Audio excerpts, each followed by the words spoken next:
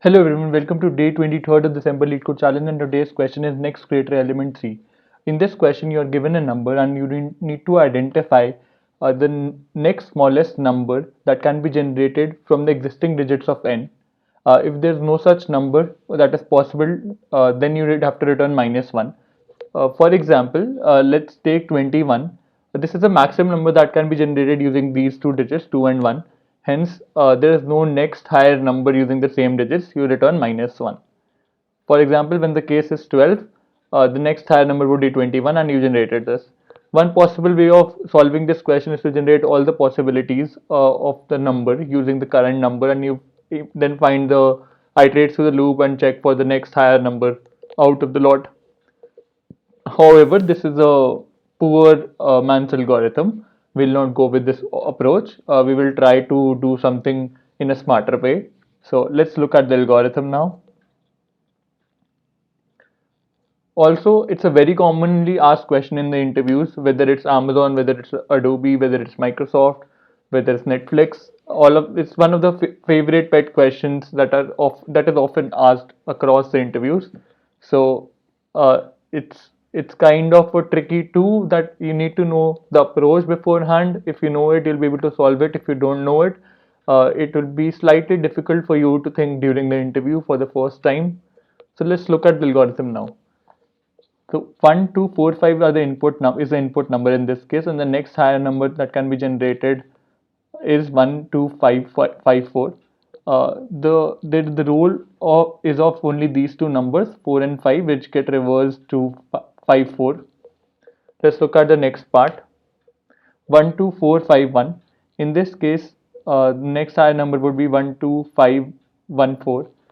So the place of these two numbers, 4, 5 and 1, carefully observe what is happening. So there's an increasing path, 1, 5, and then there is a decreasing path. You need to find the immediate higher number, and you have to do some operation on these three numbers to get your output number. So let's look at the algorithm in this case. So if you look at the number 1, 2, 5, 4, 3, 1, the next higher number is 1, 3, 1, 2, 4, 5. So if you carefully observe that this is an increasing series from the backward direction till the time you get this index. So as soon as you get this index, you note this index. Let's call this my f index, that is the first swap index to be swapped. With which value it is to be swapped, let's iterate through the in the backward direction again, and find the first higher number than this number. The first higher number would be 3 here, so this becomes the second swap index, ss. So you swap these two and you get 1, 3, 5, 4, 2, 1. And what are you going to do next? You need to reverse this part of the string, this part of the number, because you are interested in finding the smallest value, next smallest number, not something that is greater, way greater. Hence, once you have found out the higher number at the point of deflection, which is 3 in this case, you need to reverse the other part of the number, and what you will get 1, 3, 1, 2, 4 and 5. So this is what the logic says. First of all, the first step is to identify the point of deflection. How do you identify the point of deflection, which is this? You start from the end of the string, the end of the number, and you keep on traversing till you don't find a point of deflection. As soon as the value decreases, at any point, note this point at the first swapping point. Then again iterate through the number list, and you get 1, 3. Find out the number with which it is to be swapped. You find out the second swapping point. You swap these two numbers, and you just reverse the remaining part of the number, and you concatenate the number again and form the number. So 1, 3. This is how you get 1, 3, 1, 2, 4, 5. So this is a three-step process. Hope I'm able to explain this three-step process. And whenever there is no point of deflection in the number, since it's an increasing sequence from the backwards, if you reach zeroth index, that means you are done. That's the maximum number that can be generated. You return -1 out of it. Similarly, for this case, you return -1 out of it, since there is no point of deflection in this number. Let's quickly code this up. Let me just convert the number into a string array. I'll call this a char array. That can be let's name it str, and let me just convert the number into a string first and then convert it to a character array. Looks good. And let's find out the first swapping index, the fs part, or my point of deflection.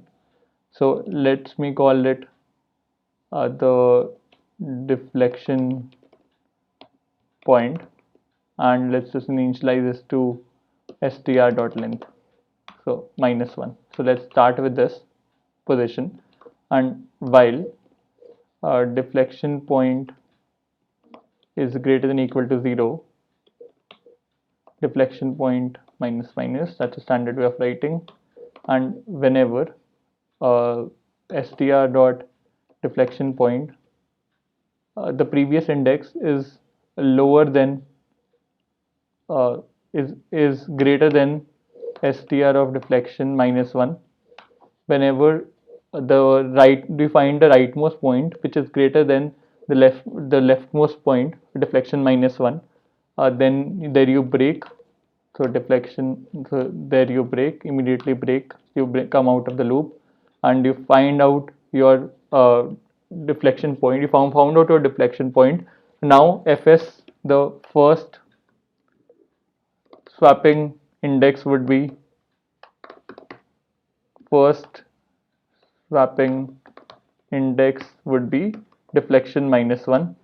Also, what you need to check for the case if deflection point becomes 0 here, then there's no number that can be generated out of it, because we have already reached the end of the string or the end of the number.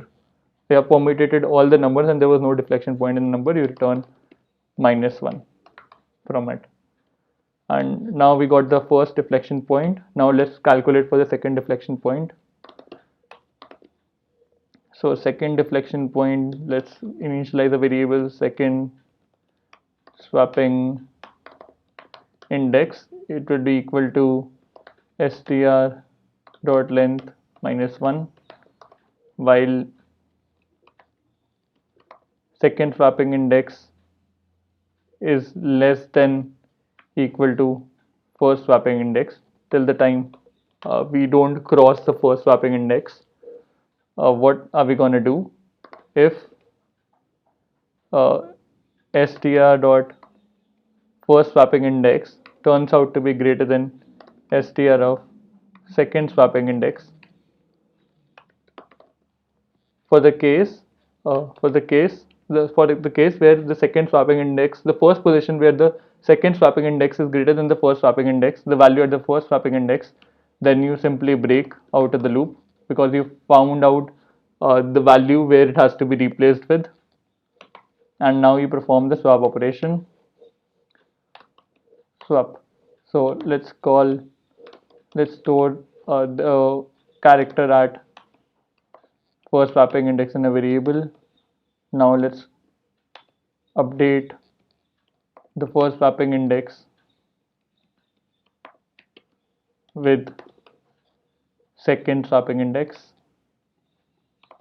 and let's update second swapping index with the temp variable. And since now we have swapped the first swapping index, the value at first swapping index, with that of the second swapping index, value at the second swapping index, we have generated the number. And now let's reverse the part of the number that has to be swapped. So swapping at the point of till the point of deflection. And how do we do that? Let's just create a helper method, reverse char, and let's pass str here, and the point of deflection, because this is the index up to which we need to perform the swap operation, and you simply then generate a string out of it, the number out of it, long number equals to long dot parse long. And what are we gonna do? We will pass new string to it, and we will use the str string. If number is less than equal to integer dot max value, will return the number, else will return -1. So this is a safety check that we are doing. If the number generated is greater than that of the maximum value of int possible, then you return that number. Is less than, then it will return that number. If it is greater than, then you return -1, because the upper limit of int is breached. Now let's write the helper method. And what will the return type of this method? Void. And what will you be passing there? A string and a character array and the start index, something like this. And let me just call it ith index, and let's define two variables here. Integer start equals to I, integer end equals to str dot length -1, while end is greater than equal to start. A standard way of writing the two-pointer approach to swap a string, storing in a temporary variable str.start, str.end, str.start equals to str.end, str.end equals to temp. And you are done here. Let's just run this.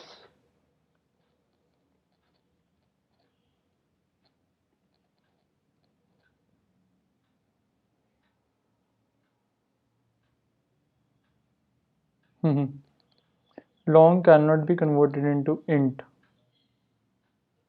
I'll have to see how do I convert long to int.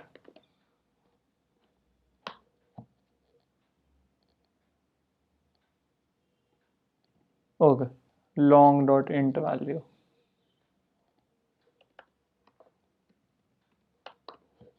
This should work.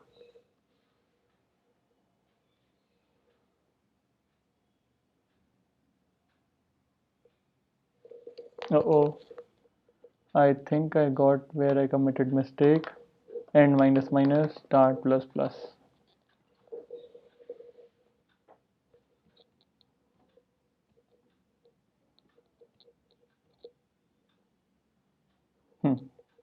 It passed. Let's just submit this.